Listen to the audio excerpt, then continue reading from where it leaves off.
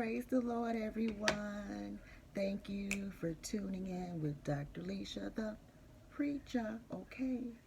You know, that light is kind of weird. Let me see if I can turn this a different way with the light. It's like a beam of light. But anyway,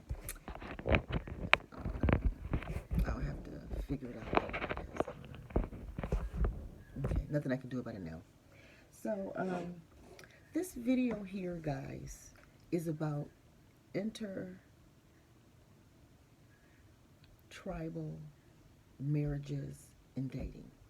Mostly marriage. Intertribal marriages. Today we say interracial. But the word race, I don't prescribe to that word. The word race is not even indicated in the Bible the way that we use it. The word race in the Bible means to run. To run, to, carry out something. But the way we use the word race today, we use it to divide people up. So the moment the word race is even said, it's wrong. Because you're immediately splitting people up. Immediately.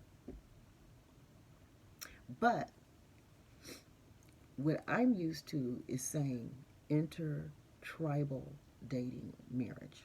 Intertribal marriages. And in the Bible, Numbers chapter 36, and I'm not going to read it, but the reason why intertribal marriages was discouraged, it was a little bit discouraged for inheritance purposes. So like today, you have different tribes. Okay, I consider myself in the tribe of Judah. That's where I link myself to, the tribe of Judah. And it's my birthright on many levels. And so the men, so this really affects men more than women. Okay? And why I say that is because the way our system is set up, men are the providers and women are the caregivers. Whether it's fair or not is not the point right now. I'm just addressing the way things are set up. Okay? So, for example, let's say you have, I'll use black people. I'm black. Okay? So the difference between a black man marrying into a different tribe versus a black woman marrying into a different tribe. So I'm just going to use this example because in this world, black people are, treated like we're the least. You know what I mean? We're the least desired tribe people on the earth. Okay. It is what it is. We're referred to as ugly monkeys. We're a tribe. And I don't even like calling us black because, see, that's not accurate. We are a tribe. We have a tribal name. We have an inheritance. We have, you know what I mean? We're not just black. We're not. Even white people are not just white. They have a tribe. Like if a person says to me, like they confirm that they're white, you can always tell if a person's white today. But, if a person confirms me that they're white, I'll say, oh, really? What type? What kind of white person are you? Are you Italian? Are you, what kind? You know what I mean? Sicilian? What are you? You know what I mean? So tell me more. Because white alone it's like a blanket statement. To say you're black is just a blanket statement. I go deeper than just, skin color. Now, skin color does matter. I've had people tell me, color don't matter. Well, mine do. The reason why my color matter is because people die over this color. People have been hung on trees because of this color. People have been just shut down in the street over this color. So mine do matter, you know. Now, do all color matter? Yeah, we all matter. But because this color here is sought out and is a target on this earth, we're targeted. We're easily identified. We can't hide our identity. Now, have our identity been stolen? Are other people using our true identity? I believe so. Yeah, there are groups of people out there, other tribes out there, who are claiming to be our tribe name and just left us with the word black. We've been stripped of our tribal inheritance and just left with being black. That's why this matters. So let me get back to the comparison thing. Okay. All right. So when a black man takes his money, provision for a family, okay, and he invested in his own tribe, then that tribe continues to build. That tribe can grow. That family or whatever, that black family. I hate using the word black. I hate using it, but that's what we use, you know. But we don't go by tribe of Judah. We don't call ourselves the tribe of Judah. We don't identify by our tribes, you know. So we're stuck with saying black. Fine, you know, whatever. So when a black man takes his income and invest it in his own tribe, then that tribe can grow and develop. You know? But when that same black man takes his income and take it to a different tribe, well, his own natural tribe will suffer without that provision, and he's throwing his resources into a pot that's already wealthier than himself. Other tribes tend to do better, especially in America. Other tribes financially do better than the average black man. The average black man is not as educated as other tribes. The average black man does not make as much money as the other tribes. So when that same black man takes his income away from his own tribe, it is pouring into another man's tribe. That man is already wealthy in his tribe. You're helping another tribe be wealthier. You're taking food, clothes, resources out of the availability of your own tribe.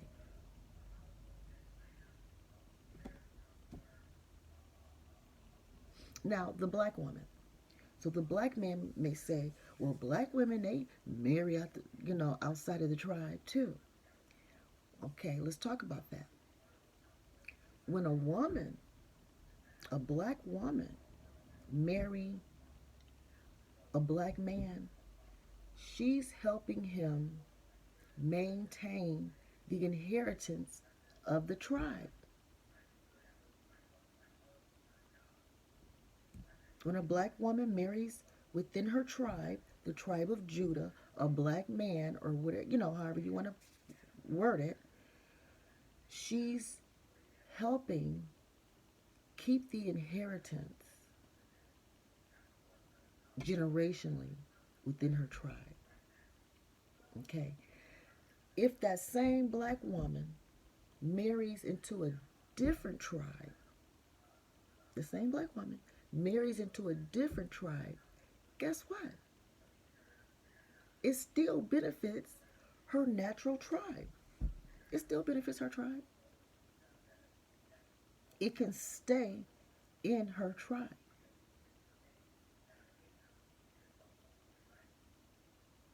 That's the difference. That's why it's imperative that The tribe of Judah, black people, that's what we're called today. Black people, it's important that we keep our inheritance. It's the only way to build our wealth. And yeah, we've been saying it for a long time, but it's true. And it's obviously working because we are progressing as a people, not nearly at the rate, you know, as we should, but we are progressing. We're holding on. And it's mainly because of the women. The women are keeping it in the tribe, keeping her. I mean, she just naturally, women naturally keep the resources in their tribe. Just naturally. No matter where I go on this earth, I'm keeping the wealth and inheritance in my tribe.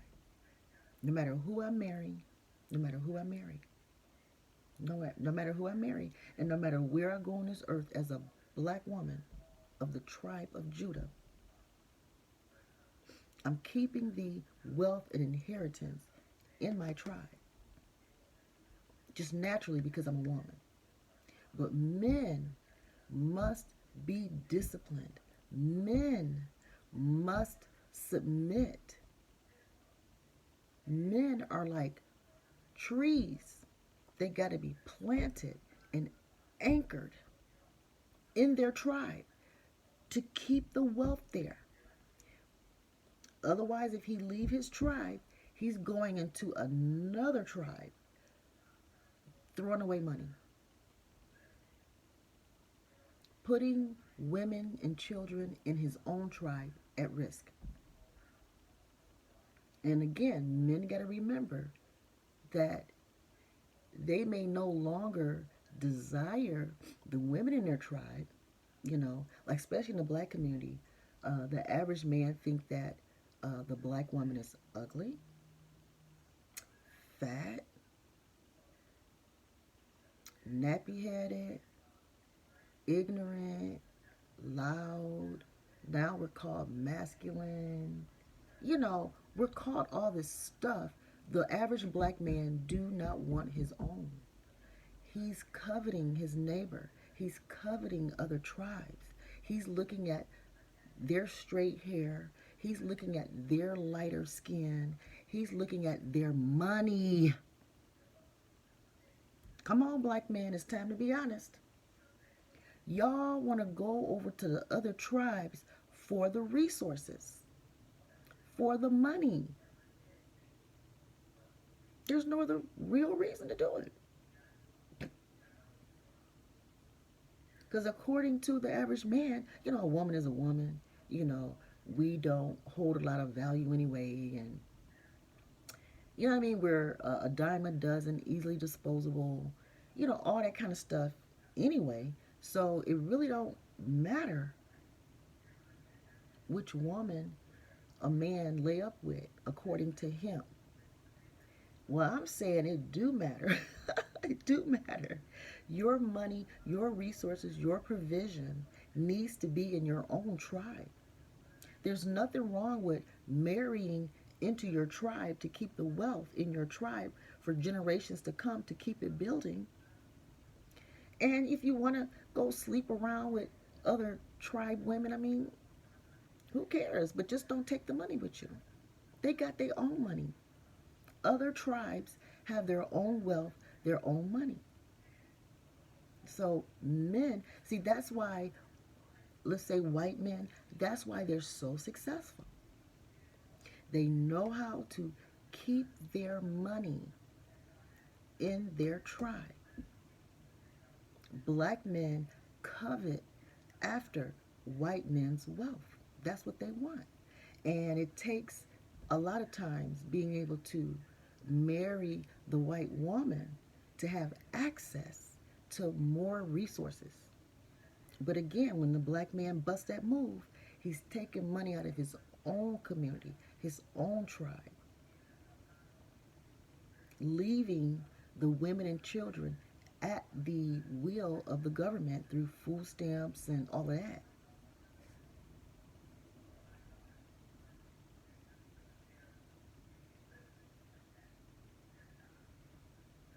Sometimes before he even walk away from his wife and kids.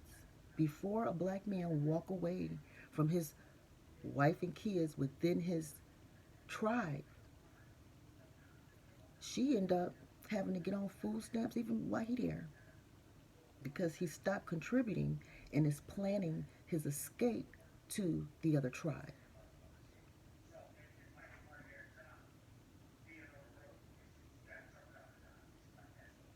I'm just saying, you know. So, so now with all that being said,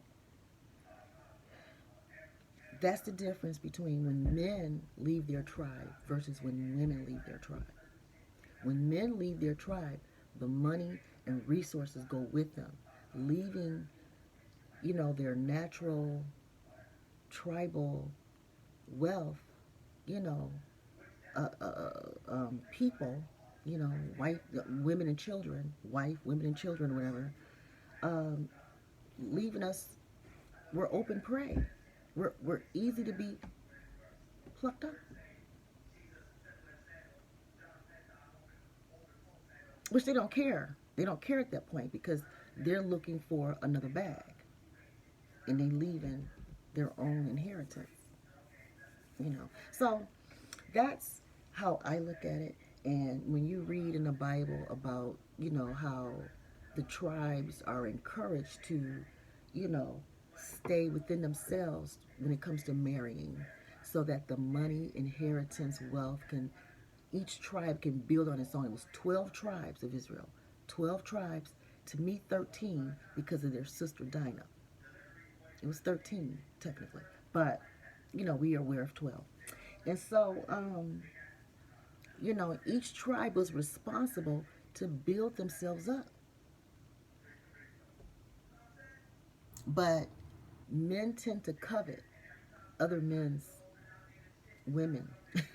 Another way to put it. Now, let me take it a step further.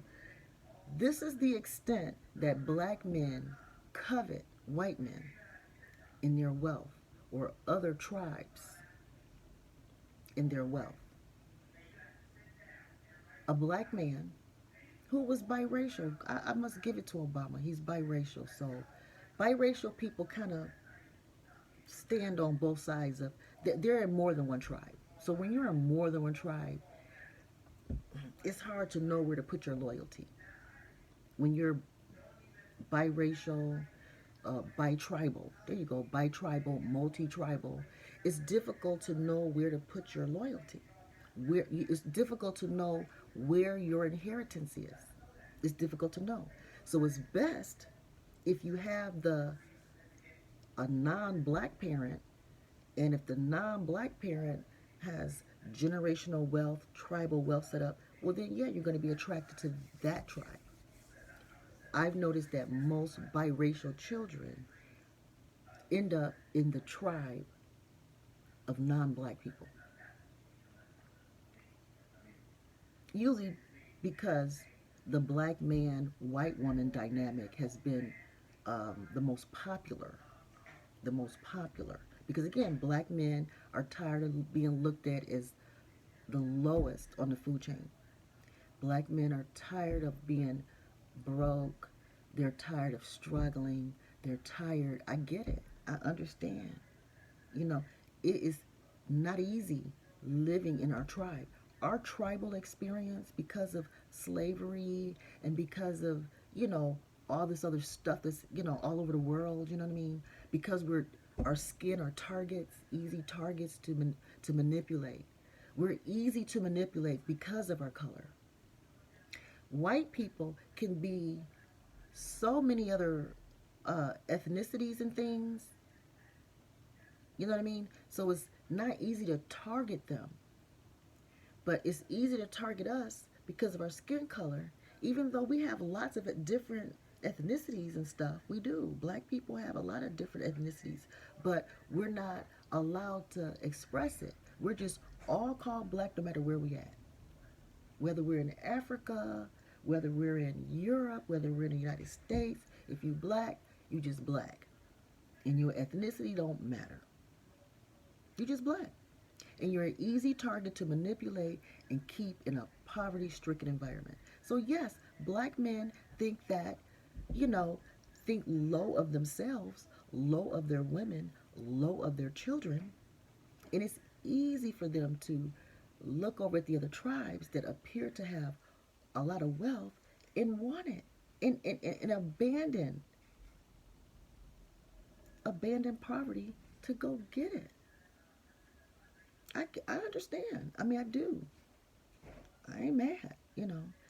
Um, but just know that it's impossible for your tribe to build, for black people to build, if black men keep abandoning women and children in their own tribe. Every black man that leaves his tribe is leaving his own tribe desolate to go make another tribe wealthier.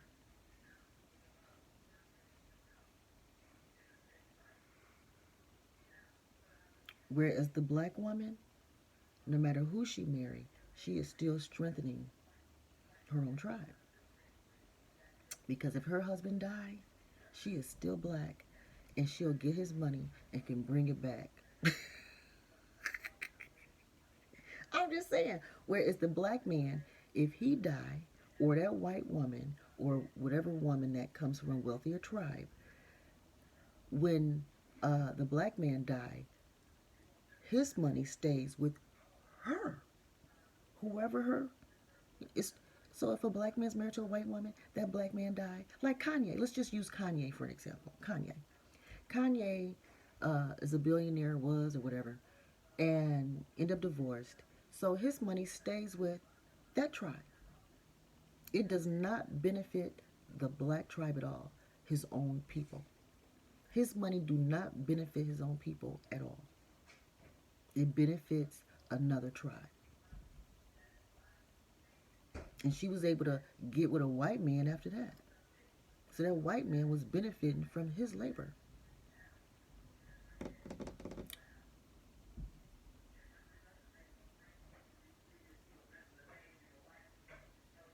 I'm just saying. Where, let's say Serena Williams. Serena, she's married to a white man. She may make more than him. I don't even know. But at the end of the day, her money still is in the black community. If they divorce and her husband make more money and she get, you know, 50%, it's still in the black community.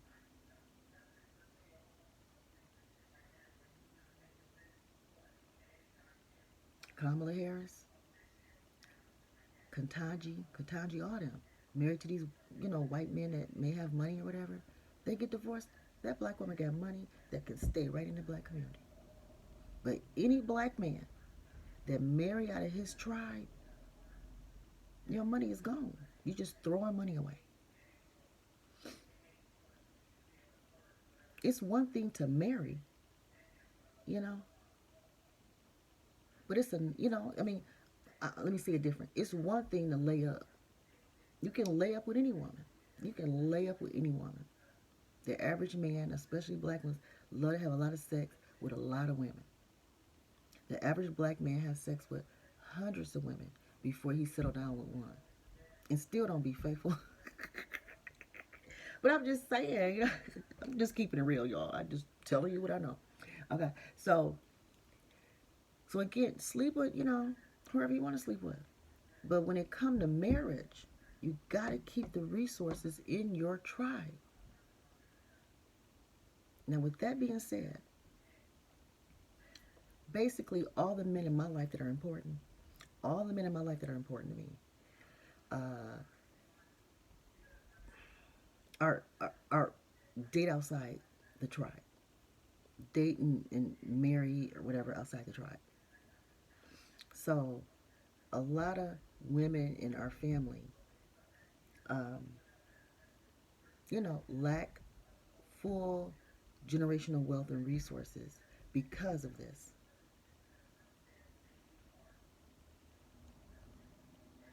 You know, so that's why I'm speaking on this. You know, I want the men in my family to think before they marry think you're about to take money to another tribe. You're about to invest your hard earned money as a black man in this country, and you're giving it to another tribe. You're making another man's tribe wealthier than your own. And yes, you say, I have the right to love who I want. And my color don't matter. Well, I'm sorry you feel like your black skin don't matter. It breaks my heart that the men in my family, and I mean it's a lot of them, they get into other tribes and they have to act like their color don't matter no more. People are still being enslaved with this color. There are people still on this earth that are still slaves with this color. There are people on this earth with this color right here that are still treated in an unequal way. They're still being murdered. Knees are being put on the neck in the middle of the street because of this color. So my black brothers, please don't say that color don't matter, because this color do matter. It do matter. My color matter, and it's beautiful. We are God's chosen people. We're the chosen ones. And you're running away with the money. Like I said, if you want to have sex out there, what was that? Delilah, Samson. Samson was a hoe. He used to sleep with a bunch of prostitutes and stuff out there. You know what I mean? You know what I mean? You know? So sleep around, that's what you want to do. Whatever. I guess I wouldn't, but I'm just saying, you know. But when it comes to marriage and how you lock your money up, keep it in your own tribe if possible, because otherwise you're giving other tribes your money. You're helping them get wealthier. Why? So that you can live in a better neighborhood? Why? So you can drive a better car? Why? So you can, you know, have more opportunities to have drink nights or something? I don't think cars and houses and drink nights, you know, or going on more vacations is more important than building up the nation of God's chosen people. God's chosen people need to stay alive and thrive and build and be wealthy. Because there's going to be a point where the last will be first and the first will be last. And if y'all keep jumping ship, when God do raise up his people again, come back and raise us up, put us in our rightful positions, you guys would have already sold out. You've already invested somewhere else. You're going to the losing team willingly. You're being lured. And it's working. Like I said, most of the men in my life have jumped ship, have gone to other races, throwing their money over there, leaving us black women to fend for ourselves. They don't care if we are raped. They don't care if we're broke, if we eat, if our bills are paid or not. They just don't care. They just want to run over to other races. So now let me tell you my own personal testimony. I have been attracted to other tribes since I was in elementary school.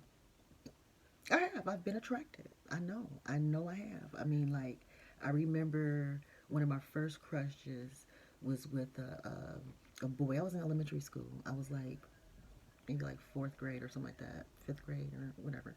And the very first one was Daniel Norecki. Daniel Norecki was, I don't know what he was. I can't remember. He wasn't considered just white. Like, he wasn't like blue-eyed, blonde hair. No, he had dark hair and dark eyes and may have been like, I'm just going to throw something out there, like, mm, I don't even know. He was Albanian, or I don't know. I'm just saying, just something different. You know what I mean? Nareki. I had to look up Nareki and see what that stems from. But I used to know a long time ago, but I didn't forget because it was a long time. But after him, it was a white boy at school. I had to be like fifth or sixth grade, maybe sixth grade. And there was this white boy at school, and he was just so cute to me. And I always sat across from him at lunch because we were young. We never talked. We never said anything.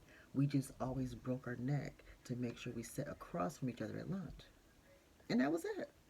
I just liked looking over at him, and I would always catch him looking over at me, and I would be eating my lunch. He'd be eating his lunch, because my mama used to fix my lunch at that, because this was at a Catholic school. It was at Transfiguration Catholic School in Detroit, Michigan.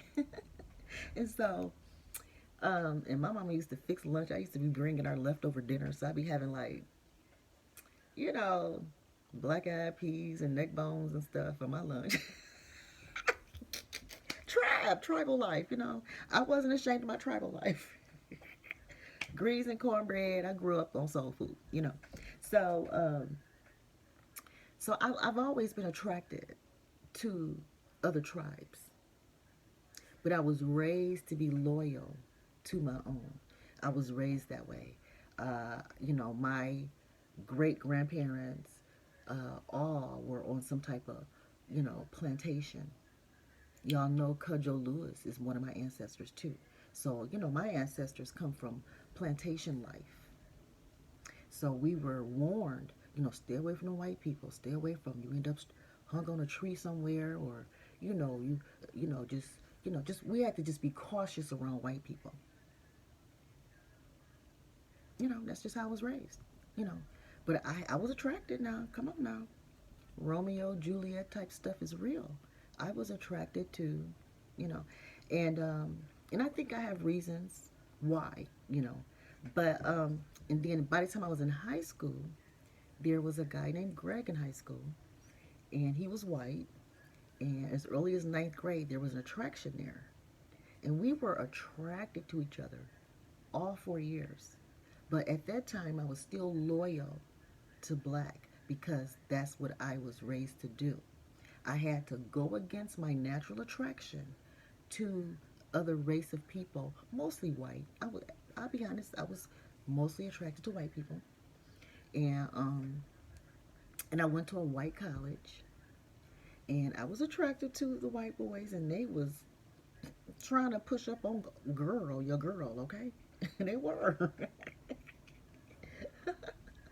You know, and I have white men followers, you know, and I appreciate the one that follow me all the time. Eclectic gentleman, he follows me so much. Thank you. He's a white guy, you know, and we've spoken before, you know, and so I appreciate, you know, white people. I don't have a problem with them, but I don't want the wealth within my tribe to go to them because they already got plenty of money over there. And as far as their poor people go, they need to help their poor people. They have white people at the top need to help white people at the bottom. Period. It's your tribe. You're responsible for it. I'm loyal to my tribe. I'm responsible to my tribe. So I married two black men. I married two black men, you know. And I used to feel really bad about, you know, I really liked Greg. I really, really did. But I couldn't disappoint my family. I couldn't disappoint, you know, my legacy, you know, contributing to my own tribe. I couldn't do it. Just couldn't do it. But we were very attracted. We used to hang out together. We were friends. You know, it was nothing romantic. We were friends. He was a gourmet chef in the making. So like after school, I have lots of memories of after school going over to his house. His parents were divorced, and he lived with his dad, and he used to cook all these wonderful meals, and I just watch him cook. Nothing sexual, nothing like that. We just, and we used to go out, go play tennis and stuff. We hung out as friends, but I couldn't date him because it just wasn't socially accepted in my uh, family.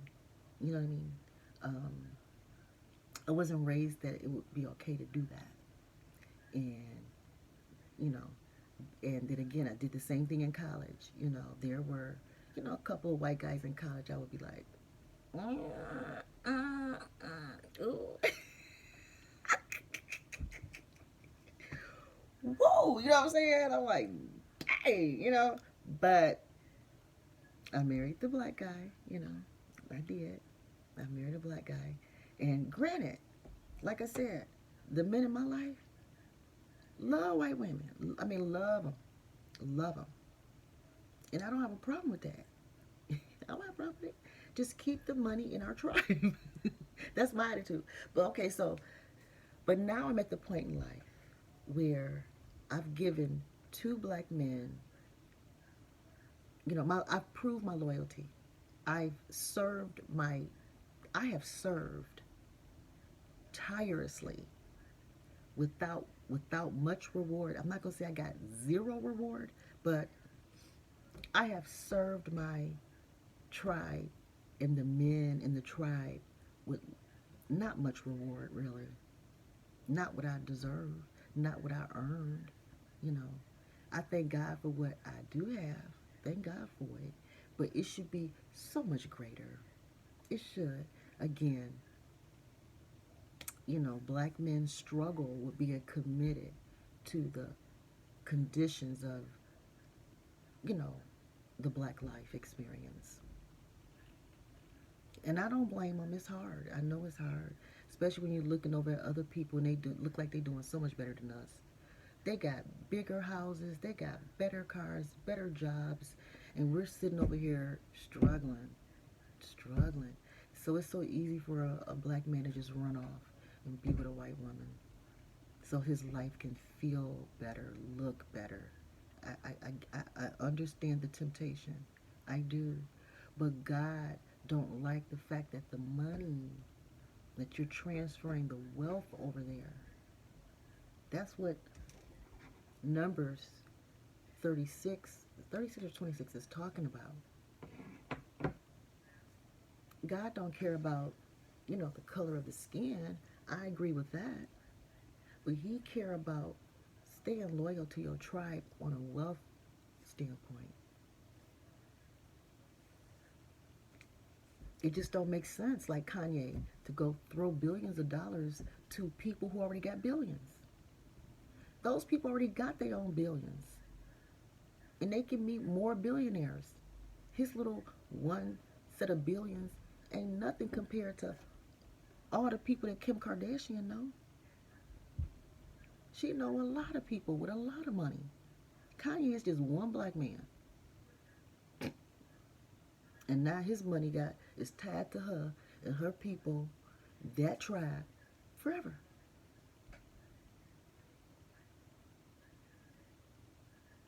And I know black men say, well, black women don't deserve that kind of money, no way.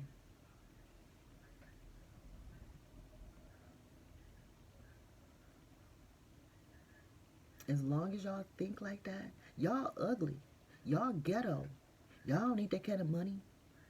Black men don't even want black women to even be pretty at all.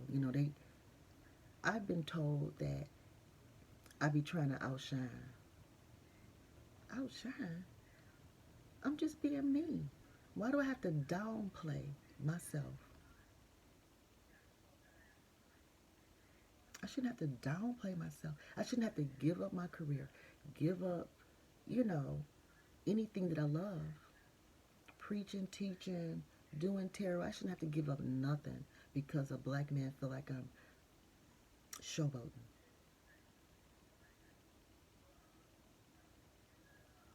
I'm just saying. So I'm just letting you guys know that I am open at this point in my life. I am open to open myself up for intertribal dating. You know, it may be a little while before I'm ready for marriage again, because legal marriage ain't no joke. You got to be ready for that. Legal marriage can leave you. Whew, well, as a man, it's gonna strip you of your resources. Number one, so you got to make sure that if you're gonna be legally married, make sure you are putting your resources in the community that you want to see thrive, in the tribe, your own tribe. As a man, I'm just saying, there's a difference between black men going to other tribes and black women going to other tribes. Totally different effects, completely different effects. You know, so you can't even compare. Don't even compare. But like I said, black men are so desperate to cross over, to get money, to get resources, that Obama changed the law so that black man can even marry a white man if he want to. The white woman ain't even enough no more. Not even the white woman is enough anymore. The black man, he got his eye on the white man at this point, because he is determined to try to get his dominance. But you can't force it. God has timing. He says the last will be first and the first will be last.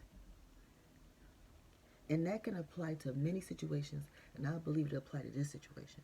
So, black men running around here, marrying up all the white women they can. Now, these white women are going to start finding their black husbands in bed with their uncles, cousins, brothers. These white women are about to find black men in the bed with white men. Black men are competing with white women now for white men. Now, so this is when that's why women got to be careful when you take in a man from a different tribe. When you take in a man from a different tribe, you got to be sure that he's not coming to you and your tribe to steal and take your resources. At the end of the day, he wants your money, your car, your house, because it's what? More and better than his. Just pay attention. I'm just saying. Because I'm a black woman and I can't afford to be with no man, whether he's black, white, Hispanic. It don't matter what kind of man. I got to be careful, because with little resources I have, I can't afford for some man to come take them. I don't care what color you are. I don't care what color you are. My color matter, and you ain't going to take what little bit I got, because I'll work my ass off of this. And it ain't even representative of all I deserve. It's not representative. What little bit I got, it's not. I deserve so much more.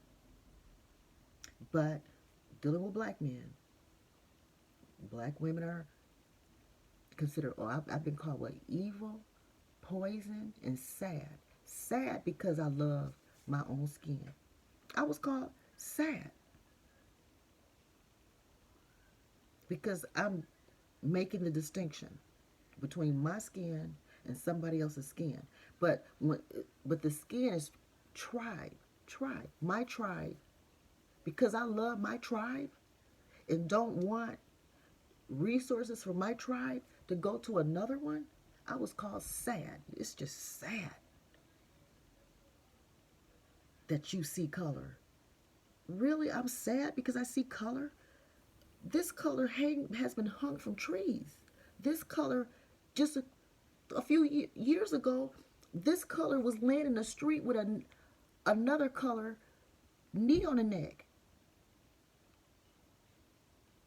I'm sorry, tribes do matter.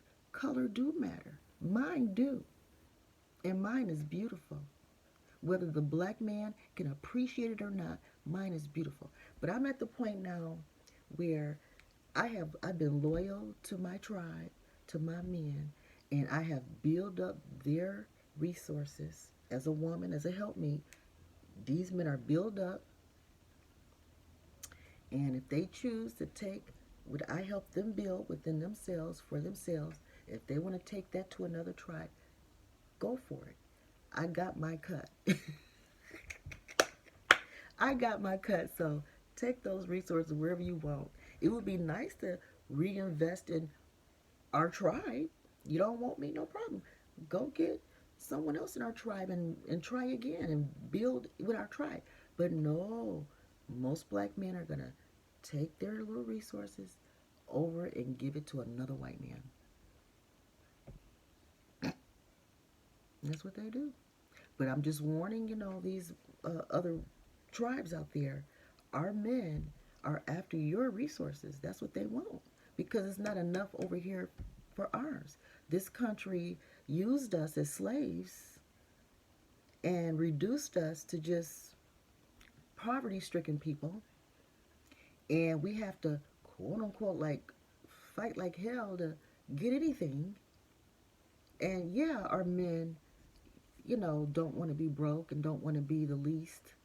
And yeah, it's easy for them to go be with you and lay up with you because you making life comfortable for them. You got maybe a better house, better car, you got a little more money. Yeah, he want to lay up with you because you willing to take care of him. And he'll come to the table with a few dollars to look like he doing something. But at the end of the day, girlfriend. He is really just trying to mooch off of you and use your influence to, again, eat at better restaurants. It's just petty shit that they really after. Eat at better restaurants, go to more outings, you know, just be able to have closer proximity to white men. I think black men use white women in other tribes to have closer proximity to white men. They want to have the dominance as white men. They want to feel equivalent. They want to have, and I ain't mad. Ain't nobody complaining. Black women, we do the same thing as far as like trying to advance ourselves. We don't want to be poverty stricken either. We don't. That's why we go to school, we work, and just pray that the black man don't run through all of our resources. We just hope they don't, you know. And I'll be praying for you guys because if they leaving over here to go over there, it's because you got more. That's it. I'm just saying. And so in my case, I gave 32 years to black men. And like I said, I've been attracted to other tribes, other types of men, especially white, my whole life. I have. And so I'm willing to, because I'm older now, my kids are grown, I've invested in my tribe. I've been a Girl Scout leader, mostly black girls. Even in a white school district, I was the Girl Scout leader to mostly black girls in a white school district. I have helped so many black families, foster, adopted kids, all that. I have done what I can do as a woman to keep certain things in my community. And because black men have abandoned me, black men have abandoned me. I didn't abandon them, they abandoned me. Because they have, now I have freed myself and opened up myself to love whoever I want. I'm free to do it. Because when your own men jump ship, well then guess what? I'm young. I still want to be loved. I still want to have fun. I still want to, continue to grow and develop as a woman, as a person. And if black men are not around to do the job, well, I'm not going to sit around and do nothing. I may as well look at other tribes and see what men are there and see, what I could do to build myself up. Like I said, my kids are grown and I still need to continue to work on me. And if black men are not available, then so be it. I'm open. I'm not one of those black women who is going to continue to be loyal to people who are not loyal to me. And I'll always be loyal to black women. Always. Always. Even though I've cut off some people, men and women in my life. I've cut off men and women in my life. But my loyalty will still be just because of who I am. And, and I have daughters, I have daughters. So my inheritance will definitely go. Stay in my bloodline, stay in my tribe. My inheritance is not going to go. My money, my homes, my legacy is not being left outside of the tribe at all. No matter who I lay down with, my inheritance stay in my tribe. I have black children, and those are who are going to get my life insurance policy, my homes, whatever I got, go to them.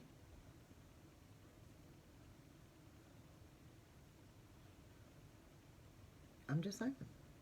And if I marry a white man in the future, which is very likely, if I marry a white man in the future, guess what? His inheritance go to me, which go to mine. Black men, it don't necessarily roll like that. When they leave the tribe, their money go to the other tribe. Black women, when we marry outside, that money somehow, some way will trickle into the tribe still. So that's it. I just wanted to talk about intertribal dating. And yeah, I kind of focused on the black and white thing. Well, number one, I'm black. And number two, I live in America. And anyone in America knows that, white people tend to have the majority of the wealth. And, they have it all. Now, are there successful black people here?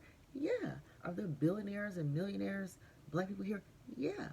But very, very, very small percentage. It's not as big as the media make it appear. Not at all.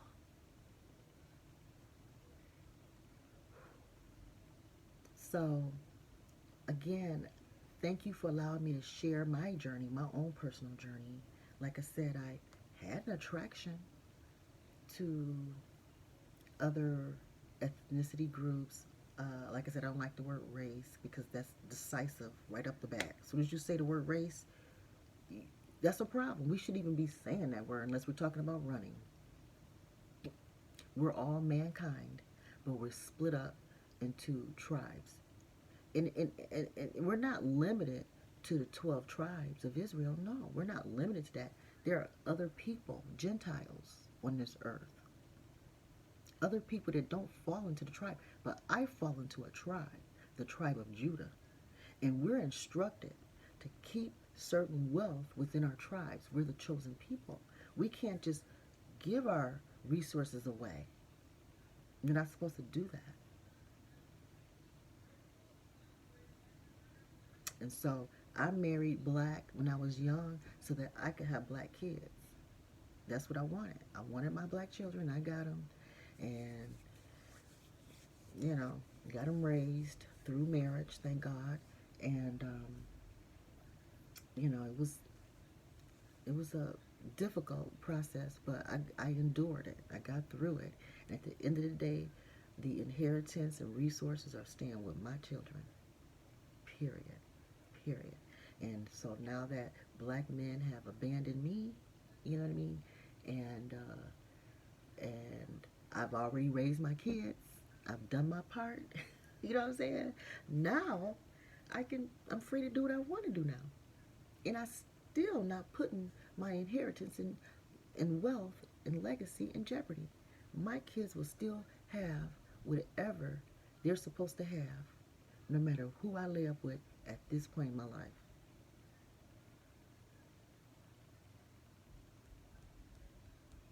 Black men need to be careful. Just be careful where you set up your inheritance, where you leave it. Wherever possible, leave it in your own tribe. Marry within your tribe if you can. Even if you have other tribal concubines. I don't know. I'm just being biblical now, being funny. You may have, your, you know, other women and stuff, But when it comes to marriage, though, just read that Bible and try to understand it the best you can.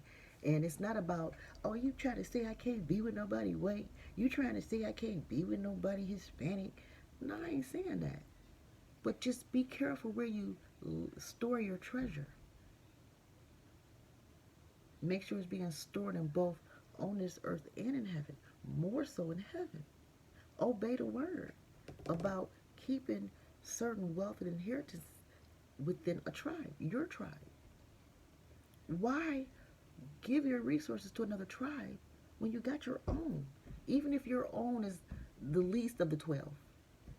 If your tribe is at the bottom of the pickle barrel, well, I mean, that's just where the whole tribe is. You got to work together to come up out of that, to come float up to the top, or whatever. You know what I'm saying? And I'm proof that despite my preference, I had preference outside of my tribe, but I was still taught and raised to be loyal to my tribe so that certain inheritance, wealth, and legacy can be stored properly. And so now that I obeyed all that and everything's set up to the best of my ability, now, no matter who I marry, it's not going to have a negative impact from my tribal commitment. In fact, it could even add. Well, it will add. I'm the kind of person, I ain't going to be with nobody that can't be a blessing to my life. As a woman,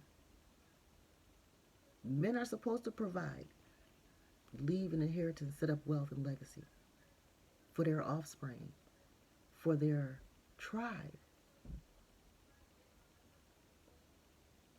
Your natural one. Even if you are messing around with other tribes, I mean, nobody care about that. So again, I'm just, as a black woman who has done the doggone thing, I'm just warning other tribes. When our men come over there, our black men, the tribe of Judah, when they're coming over there, knocking on your door, laying in your bed, eating your food, driving your car, using your resources,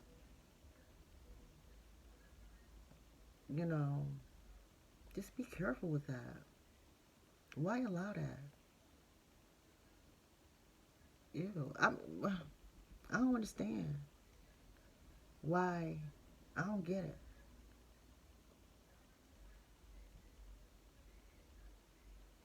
But, people shoot for stuff like happiness. And is being happy important? Yeah. But a part of happiness is obeying God. You gotta obey God. And you have to set your wealth and legacy and stuff up a certain way to obey God. Just don't ignore that. So that's, again, I've been very careful my whole life. I just knew early on that even though I had this attraction to, other tribes, white men, and whatever Daniel Nareki was, you know what I mean? Even though I was attracted, and just liked to look at them, and, was just curious and all that, I still saw roots. I still knew what time it was. I still knew on a generational wealth level what was expected of me. And I did that. And I may be called accused of being a mammy or a black man worshiper or whatever. I'm more of a tribal worshiper. You know what I mean? And I don't even like the word worship because I just worship my God, God. But I'm loyal and committed to tribal wealth building as a woman. And I know I can do that no matter where I travel and no matter who I marry. I can still do that. But I chose to honor my upbringing and have black children and love black men even though they had no clue on how to love me. I was married twice and neither one of them knew what they was doing. They ain't understand the Bible like I did. They ain't understand being loyal to your, tribe, your, what I mean? They didn't get all that. I, have read the Bible as a little kid, and more than once, and I just have an unusual interpretation and understanding, and but I know what I read, and I know that I stayed true, and I know how I was raised, and I know the examples that were set for me, and I have no regrets. I've had some hard times now, and I've shared with you guys, my journey and stuff, but I have no regrets. I've had some tears, and I've had some depression. I've had suicide attempts, but I don't have regret. I don't regret the people I married. I don't regret. Now, I regret some of the decisions made, and I regret not standing up for myself the way that I should have in some situations. But, you know, I can move forward feeling good about what I've done and how I progressed my family and moved it on. And now I can step on a worldwide stage now and date who I want to date. And chances are, it'll be a white man, because I'm in America. It just makes sense. I mean, I just have a natural attraction. And now, am I attracted to black men? Yeah, I'm attracted to black men. They're the first ones, that I was exposed to. But they're also the ones that have caused me the most pain. You know what I mean? They have. I mean, since I was a child, I was, molested by black men. I had two marriages that, I just wasn't treated like I should have been. And so, like I said, my loyalty has expired. And I've done all that I could do when it comes to black men and black families. My kids are grown now. I'm enjoying my black grandchildren.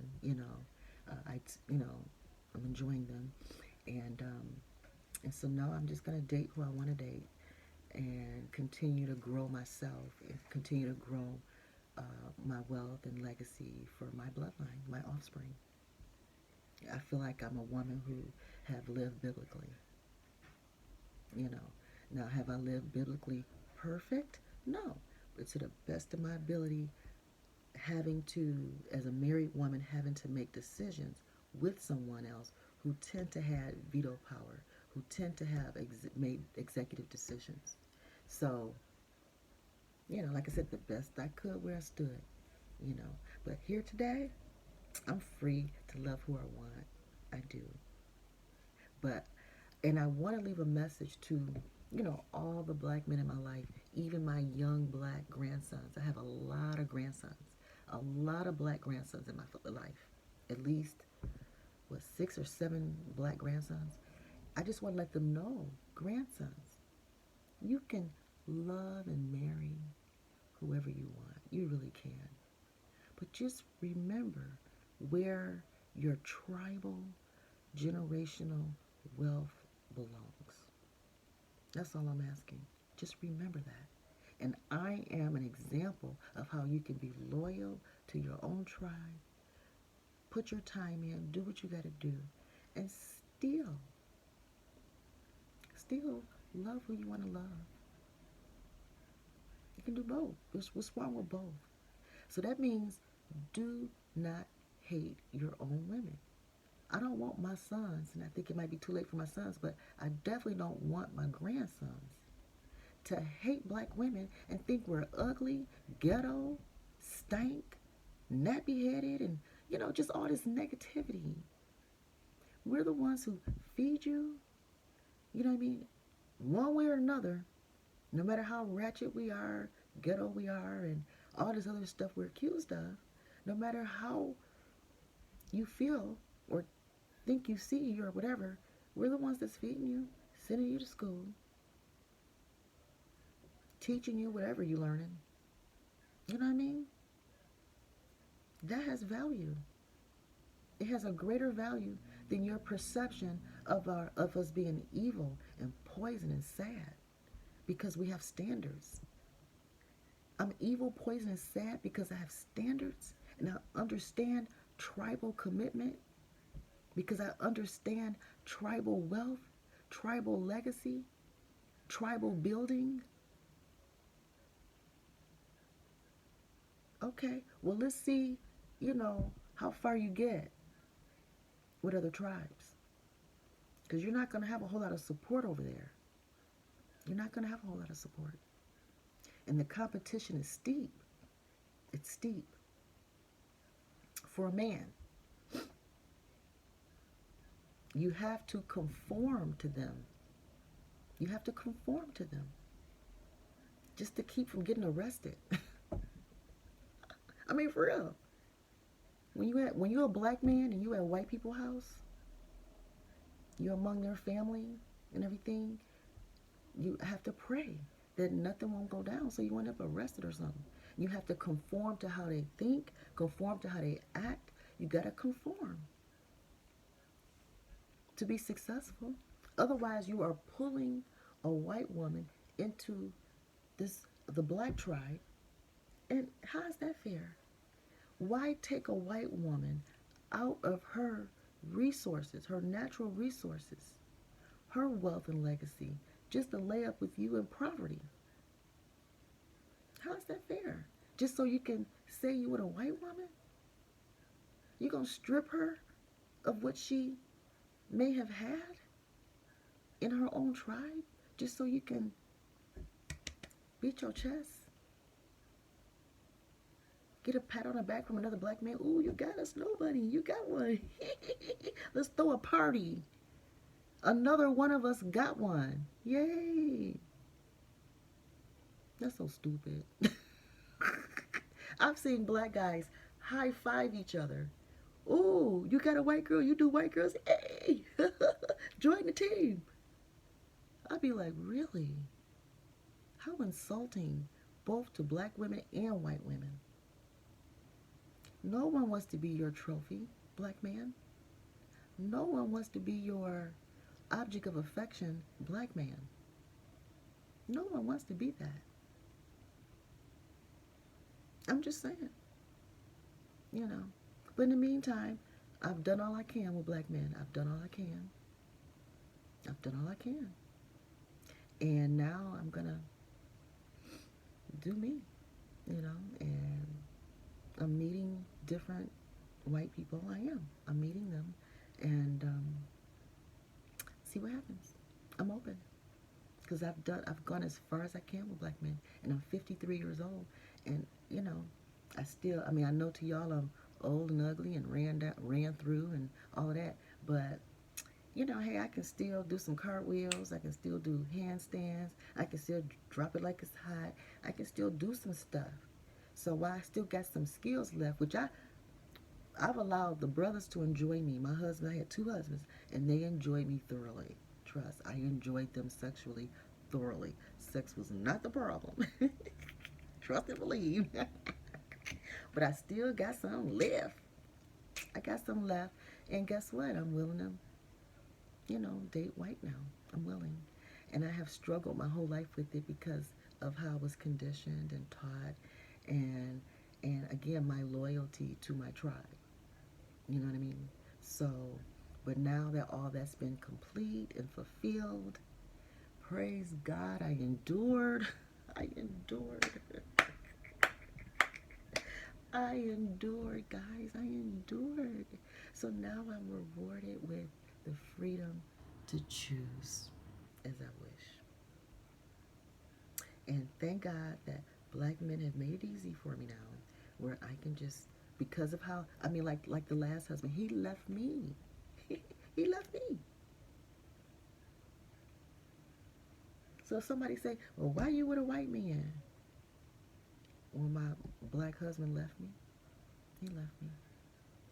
And to me, I picked really good black guys. To me, as well as black guys can go. I've picked some decent ones to me, and so it didn't work out.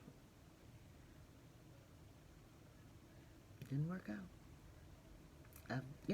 I, black men that are business owners and ministers, pastors, engineer. I mean, when it comes to black men, dated some good ones. You got to be a business owner. You got to college educated. You got something. You got to, what I mean. You got to have, because I have all that. I have all that, so you too. Now, I even gave a blue collar worker guy a chance, and he still didn't come through. So it don't matter if a black guy is blue collar, white collar. They just don't really want to fuck with us. Black women, they just don't. They don't want to commit. They don't want to stay. Unless you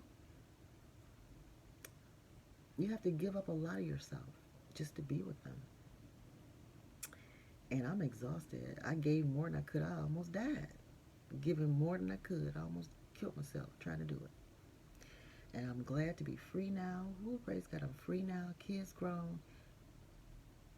Stayed with the black man till he walked out on me. Whew. And yeah, I mean, us black women, when these black men walk out on us, it breaks us down. We cry and all that. But once we get past the tears and the disappointment and the hurt, life get better. It's weird. It's weird. If we didn't die, if we survived and endured and stuff, I mean, life do get a little better. It do. It's so strange. I'm glad to be able to live to see it. Their life, it do, and I still am going through. Like I said, I got still about 10% of healing, a little bit.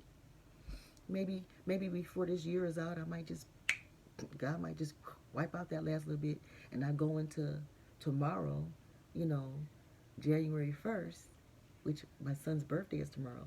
Happy birthday, son, just in case. My one son.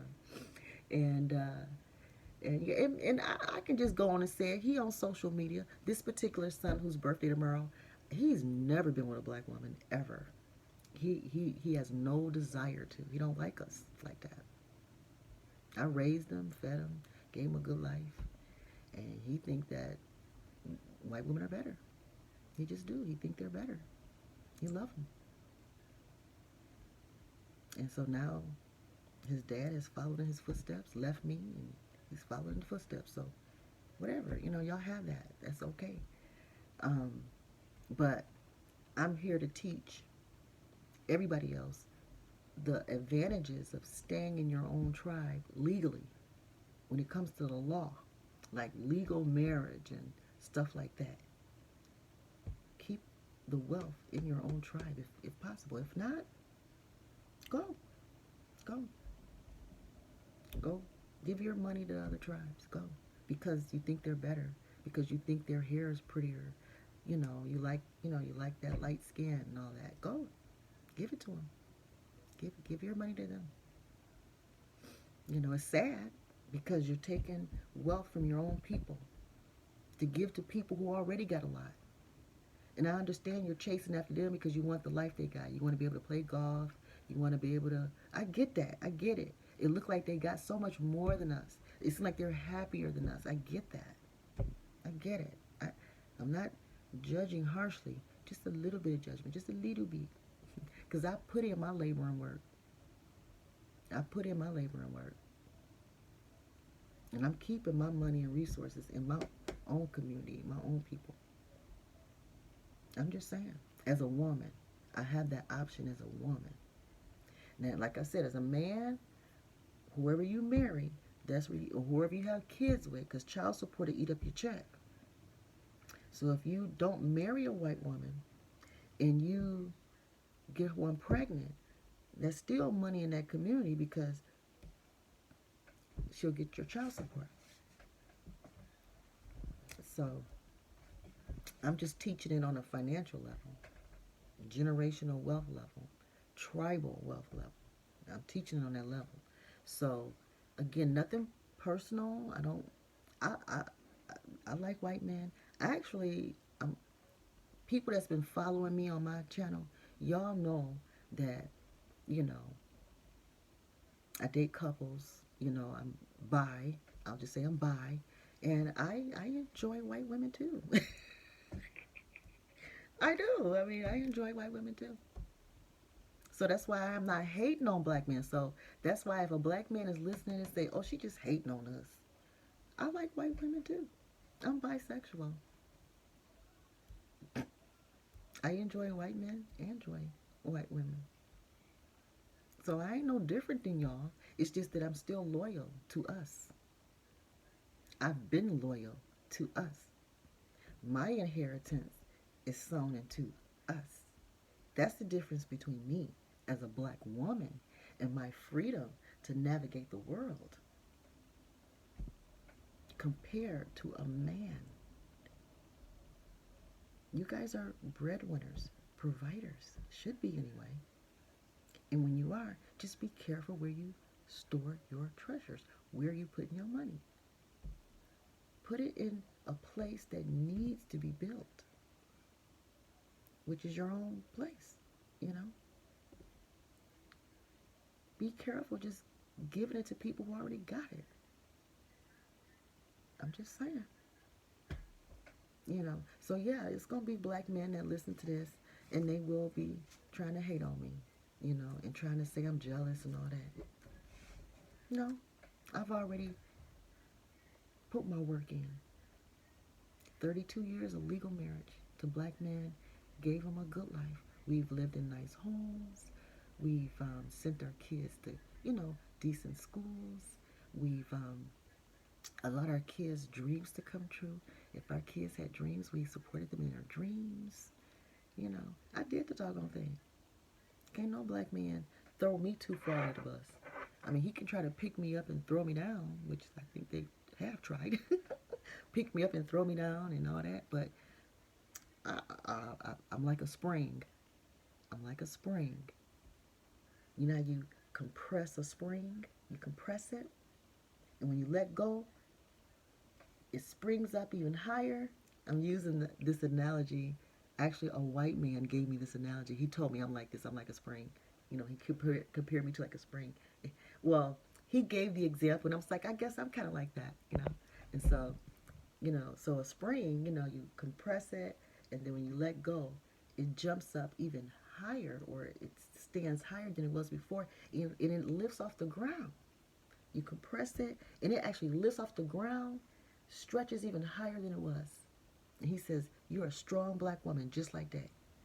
Now, I haven't had a black man tell me that I'm beautiful and he loved me to no end and all that. I can't even remember. I was married 32 years, and I don't have, as I sit here, I don't have memory of being told I was beautiful. I'm not saying that neither husband hasn't ever told me that. I'm not saying that. I just don't remember. It was so rare. It was so rare. I was told beautiful, called beautiful, helpful for the family. I'm thank you for being a good wife and a mother. Thank you for all this ripping and running you do, all the shopping you do, the sacrifice you made. You gave up your career to make sure I had kids. I ain't getting none of that. But a white man has come along and told me how strong I am. And, you know, he's giving me the honor, the praise right now of what I've done for my own people. He's pointing out to me some of the stuff that I missed that I did. It's a new day, y'all. It's a new day. I'm like, come on, white men, with these compliments. I need them. Come on. And you nice. You nice. Giving out compliments like it's easy. Well, black men, I couldn't even ask for one.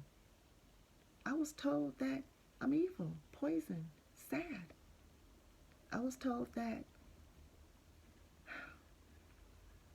I don't believe in your gifts. We're not a power couple. Everything was no, no, no, no to me. The things that matter to me, the things that matter to me, you know.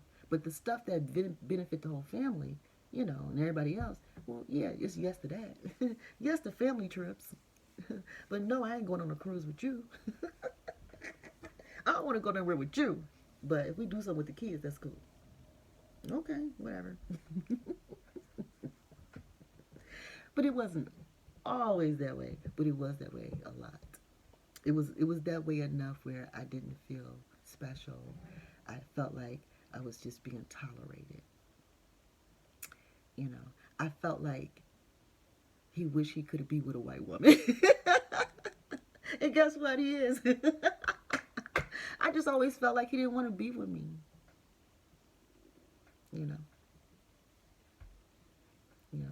But then again, maybe we were alike. You know, like I said, I've always been attracted to other tribes too. So, you know, but you know, I still gave out compliments. I still made sure, you know, I still gave out compliments. I still think black people, black men are beautiful. I think black men are beautiful. I think they're strong. I love it when they are businessmen and educated. And I mean, you know, I love, I just, I'm attracted to men that are on their game. I'm attracted to providers, period. And it don't, you know, I'm attracted to providers. You know, now are there women that can provide? Yeah, but I don't want no woman providing for me. I don't want no woman providing for me.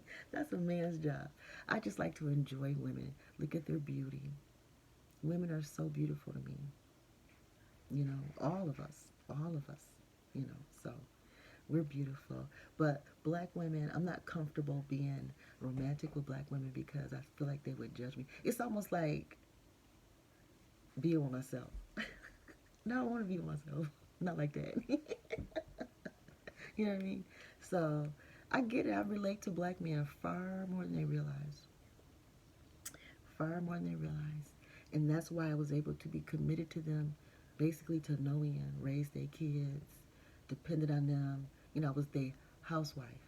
I was their housewife, raising their kids, depending on them, financially, spiritually, emotionally. I was submissive. So, yeah, I did my job. I was what, you know, the average black man need to be able to stay on his game. All the black men in my life were successful.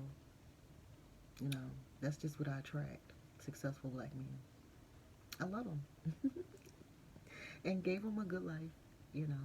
And, but again, you know, we live in a world where black families are challenged. We're deeply challenged.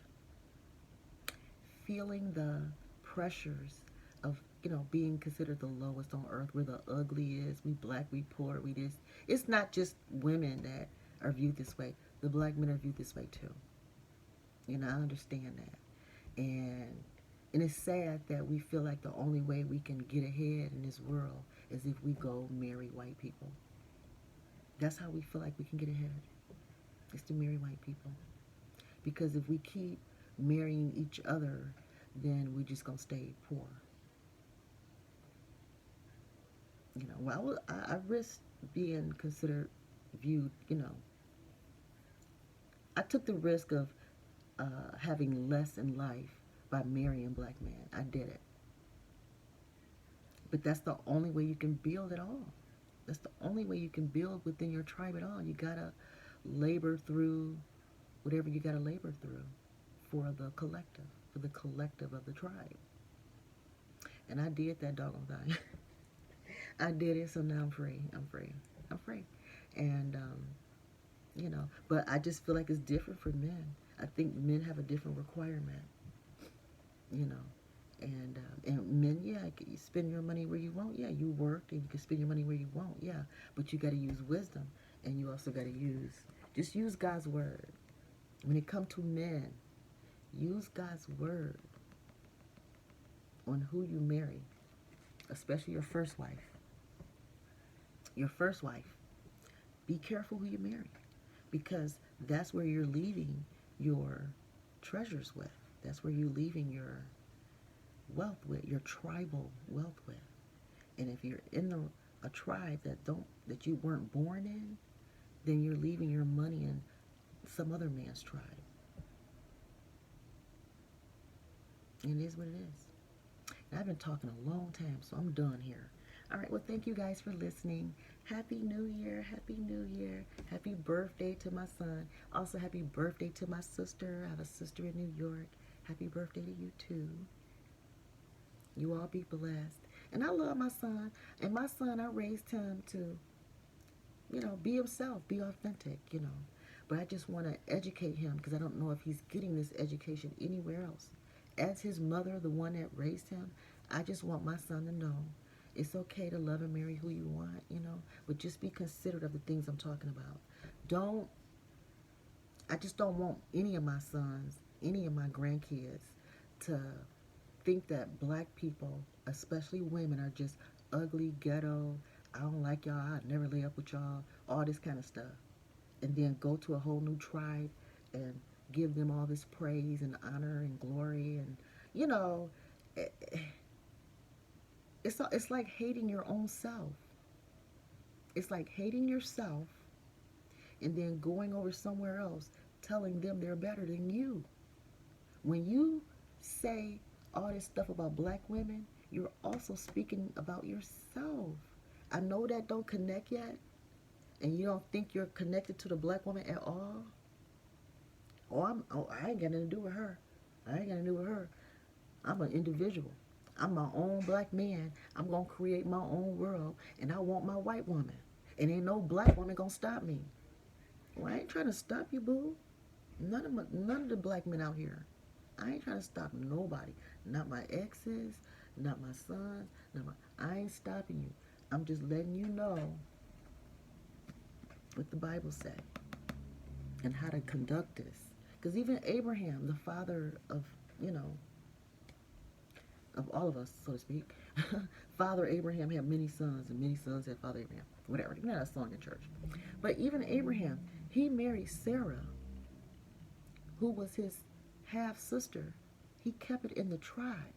Now, I'm not saying marry sisters now. Come on, back up on that. But I'm just saying, he married within his tribe, but he still had concubines. He had Hagar. Hagar was not directly in their tribe. He married Hagar. In fact, his wife, a tribal wife, went and got Hagar and brought him to her husband, Abraham, and said, here. So again, it's just about where you set up your inheritance is what I'm saying. I know you're going to sleep with who you want to sleep with. I get that.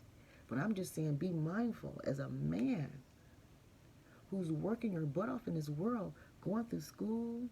I'm just talking to any black man right now. Going to school, you're working every day. Just make sure your money, your resources are going where it's going to count. Long term. On earth and in the kingdom of heaven.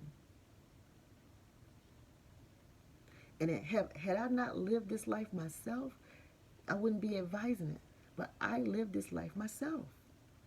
I've had an attraction to people outside of my tribe. I've had attraction to men that were not black my whole life. But I still had to sow seeds in my own tribe. I did it. And it wasn't easy. Being married among ourselves, it's not easy at all. It's not easy being married to the man that makes the least amount of money among all men. It's not easy. It's not easy being married to a man that really want to be with somebody else. It's not easy. But I did it for the tribe. I did it for the kingdom on earth and in heaven. I did it. And so now I can do me now, okay? And at this point in my life, I think I can be with a white man or whatever man I want to be with outside my tribe. And it's just not going to have a negative effect on anybody at this point. It shouldn't. My kids are all grown. The black men that I were married to, They're doing their thing. They're happy. They're in new relationships and marriages. They ain't thinking about me. But I still have the right to advise my sons and advise my grandsons that are black men, because there's no black men in their lives that's teaching them this stuff. There's no one teaching them that the purpose in marrying within your own tribe, because I don't like the word race, in your own tribe, is to build up that tribe collectively. Do your part in your own tribe. You owe it to yourself. You owe it to yourself to build up the people in your own tribe. One way or another. Even if you still are interacting with people in other tribes. Ain't nobody's, like I said, biblical men married within their tribes, and they collect the spoils of war, the women and children from the spoils of war. So they have multiple wives and women and stuff. But you still got to honor your tribe, wealth-wise, legacy-wise, leave an inheritance for the people in your own tribe. Do it. Ain't nobody telling you you can't be with your white woman. Be with her. But don't forget the black woman. Don't forget black children. Don't forget who the hell you are. Don't forget who you are. Where you come from. The womb that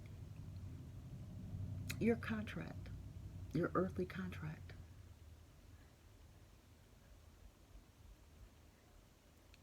The womb that you were born out of is like an earthly contract.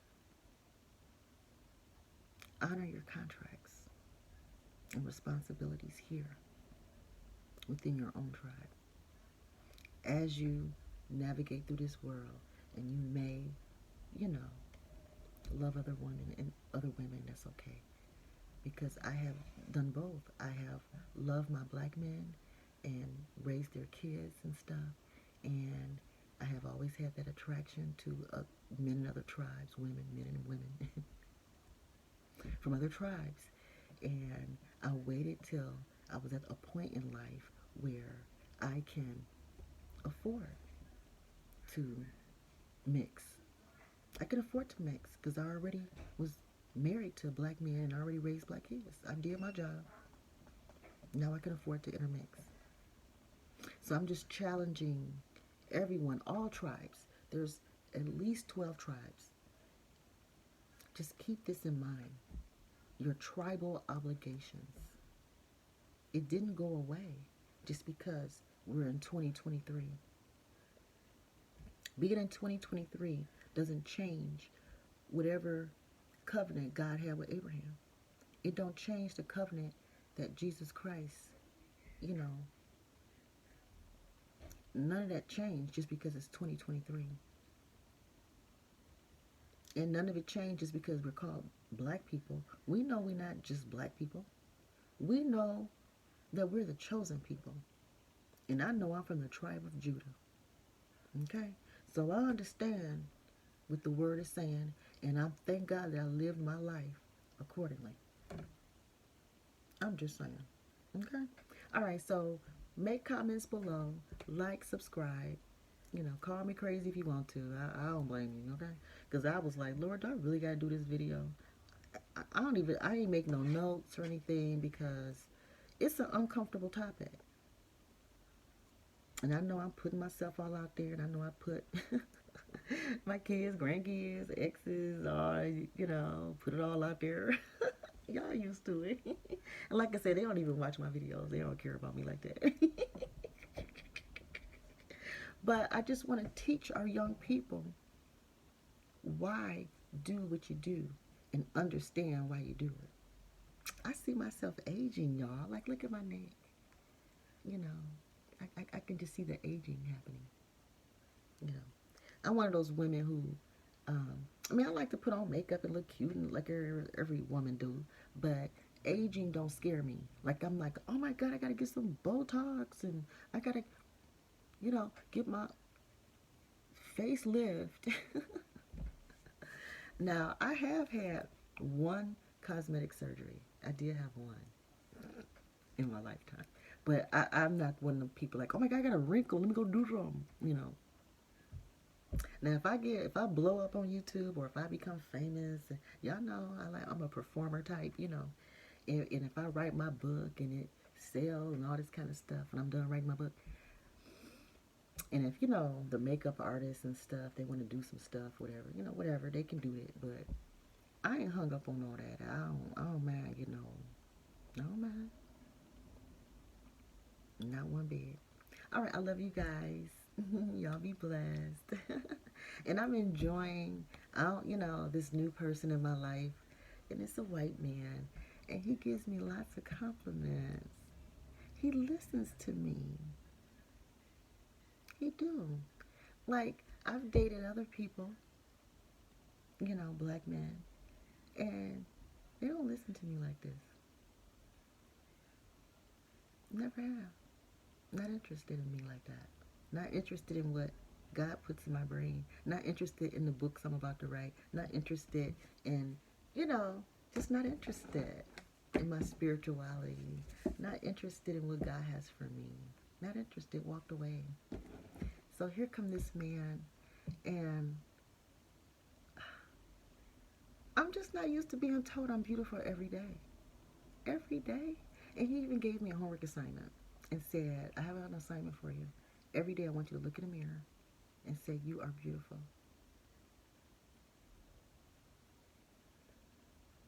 I'm like, oh, you know, I'm like, really? It just feels so good to be told I'm beautiful. I haven't heard it from a man. I mean, like, in a sincere way, you know, I can't even remember. Like I said, back in 2017, I told I was showboating when I was trying to get all dialed up for a photo, showing off or something. You know. But here's somebody who sincerely think I'm beautiful. He say he loved his mother. He had a beautiful mother. But black women are the most beautiful women on earth. A white man says that black women are the most beautiful women on God's earth. And he makes sure he tells me I'm beautiful every day. And it's challenging me to look in the mirror and tell myself I'm beautiful. Maybe if I get this kind of treatment every day, well, then maybe I'll feel better about myself. Just maybe I'll treat myself a little better.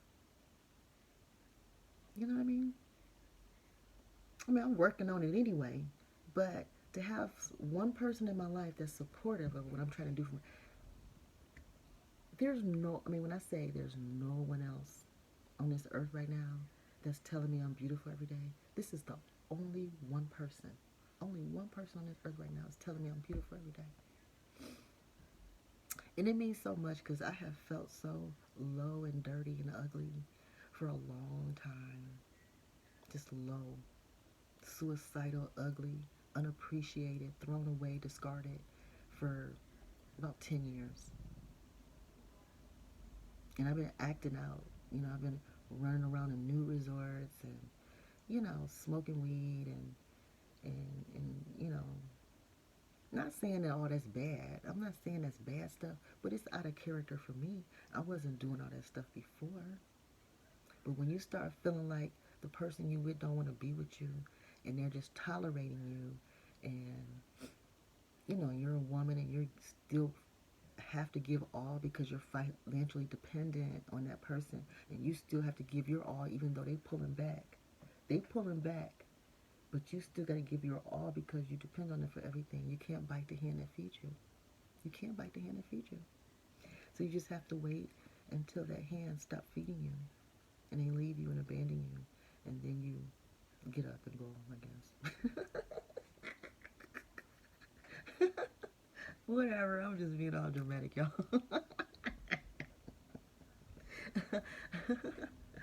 But yeah. All right. Okay. An hour and 40 minutes. What the hell have I been talking about for an hour and 40 minutes? Like I said, Happy New Year and happy intertribal dating. Do intertribal dating with wisdom, though. Try not to take your inheritance over to other tribes. Leave your inheritance within your own tribe. And like I said, the only people that are free to do that really are women.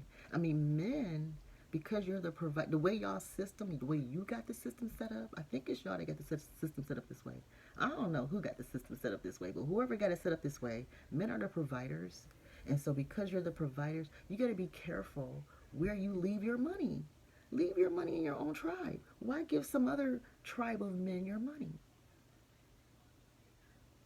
Where if you die, your insurance policy, your whatever you got, home and stuff, stay in a different community. Because what you think will happen? Your wife gonna remarry. And she may not remarry black. She may marry white.